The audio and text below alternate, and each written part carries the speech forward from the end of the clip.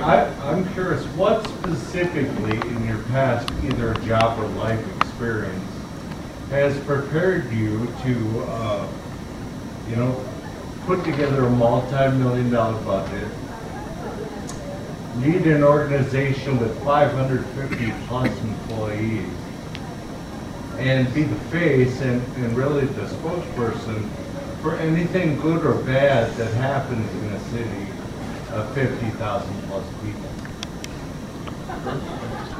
Okay. Well, beginning with about 40 years of work experience, and about 20 years in the last, while I was in lacrosse in administration. So I'm familiar with having to be in charge of having to work with people well. For the youth, this is always good at a campus because I am in a campus neighborhood. I have to have biology and chemists get along with each other. And that's always, if you've been in the sciences at all, that's not always an easy job. But finding that collaboration, finding that leadership role that it makes things run smoothly, that's been my job. I came into political life after years and years of community service and after raising a family. And I got into it because I'm very interested in policy.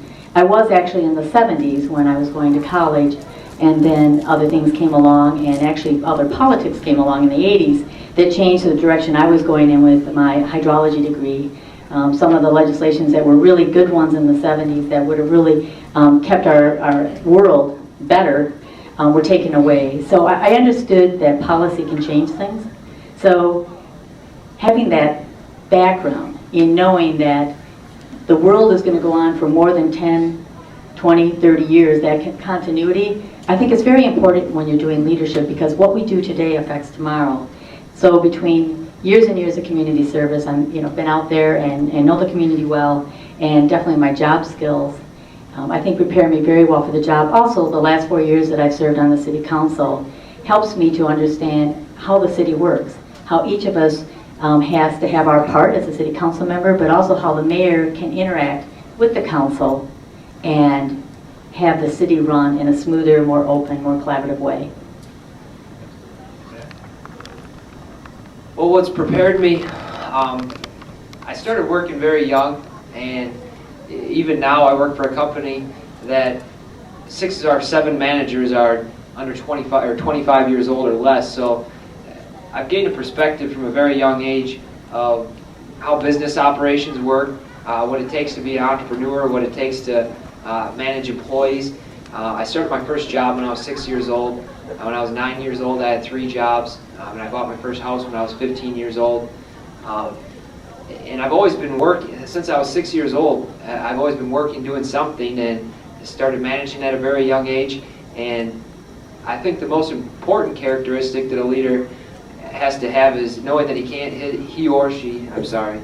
I keep correcting that. He keeps going he, and then I go, wait a minute. it won't be the first all the choices one, on their own. A leader has to know that he or she has to lean on people. He or she has to take input, and we have to come to consensus on things. So, as I said, from a very young age, I started working with finances, I started working with business, and all my life I've been moving up, making decisions, and a leader does have to make decisions. And when I was real young, I always remember my dad telling me, man, I wish this person could do something on their own and I wouldn't have to get a phone call every time, and he complained to me about it too. Well, sooner or later you just got to start figuring these things out by yourself. You can't call me every time. I mean, if I had a small, I did construction a lot for my dad, and he said, well, just do your best job, do what you can, and he critiqued me afterwards. So from a very young age, I've learned to do things, make a decision on my own, and be criticized afterwards. And constructive criticism does lead up to making good decisions down the line. So, as I said, I'm definitely young, and I've definitely got a lot to learn. But from a very young age, I've started making decisions on my own, and I feel that this is a big step for me. But I wouldn't be working as hard at it as I am. I probably wouldn't have got this far if some people didn't see something that we might be able to do together.